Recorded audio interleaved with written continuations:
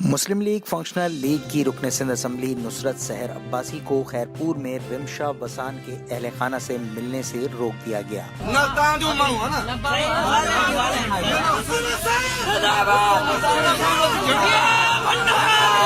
Peoples party کے جیالوں کی نعرے بازی اور ہلڑ بازی کے باعث نصرت سحر عباسی سے رمشا کے خاندان سے ملاقات نہ ہو سکی۔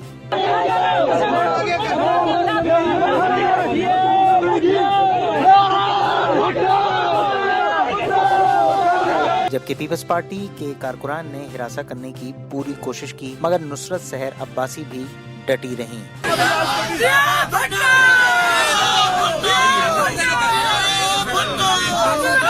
جبکہ انہوں نے میڈیا سے بات کرتے ہوئے کہا، ہمارے سندھ کی روایت ہے، میں خود ایک عورت ہوں، اگر کسی بچی کو اس طرح مار کر، اس پر اس طرح الزام لگا کر، مرڈر کر کے مار دیا جائے تو کیا ہم چپ کر کے بیٹھیں گے؟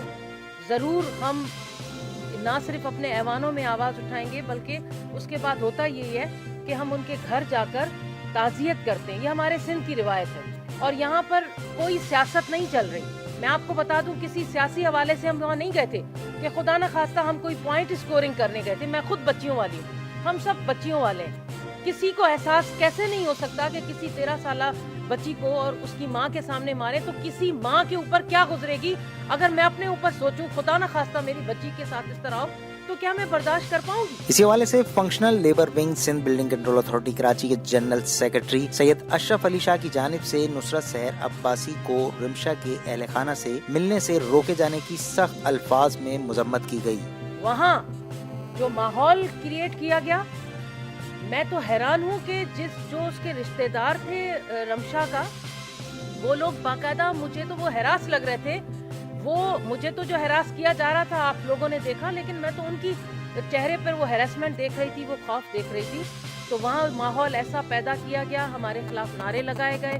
اشرف علی شاہ کا کہنا تھا کہ پیر سائیں صدر الدین راشدی کی قیادت میں مظلوموں کی آواز بلند کرنے والی نڈر اور بہادر سندھ کی بیٹی کو تعزیت کرنے سے روکنا باعث شرم ہے، یہ ہمارے سندھ کی ثقافت سے بھی متصادم ہے۔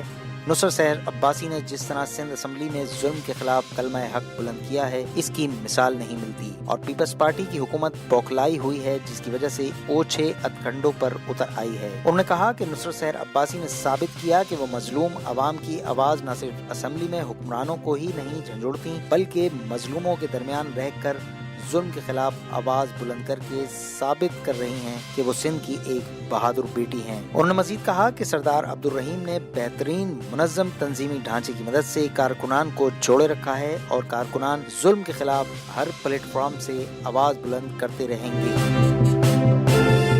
واضح رہے، خیرپور میں رمشا وسان کو غیرت کے نام پر قتل کیا گیا جس کی عمر صرف 13 برس تھی، جس میں مبینہ طور پر ذوالفقار وسان کا نام لیا جا رہا ہے جو سابق وزیر داخلہ سندھ منظور وسان کا بھانجا بتایا جاتا ہے۔ تاہم سول سوسائٹی اور میڈیا کے سخت دباؤ کے باعث ذوالفقار وسان نے رات 2 بجے گرفتاری دے دی۔ بتایا جاتا ہے کہ گرفتاری سیاسی دباؤ کے تحت دی گئی۔ اسی حوالے سے امتیاز نامی شخص کو بھی گرفتار کیا گیا تھا۔ اس کیس میں 4 ملزمان نامزد ہیں جن میں سے 3 کو گرفتار کیا گیا ہے۔ اسی حوالے سے ایس ایس پی خیرپور عمر طفیل نے ایک ہنگامی پریس کانفرنس میں تفصیلات بتاتے ہوئے کہا، 1 فروری کو یہ 11:30 کے قریب یہ ہمیں اطلاع پہنچی، 11:30 کو مرڈر ہوا، 12 o'clock تک ہمیں اطلاع پہنچی and she has been killed, بروٹلی killed, اور اس کو 9 بلٹس ماری گئی ہیں۔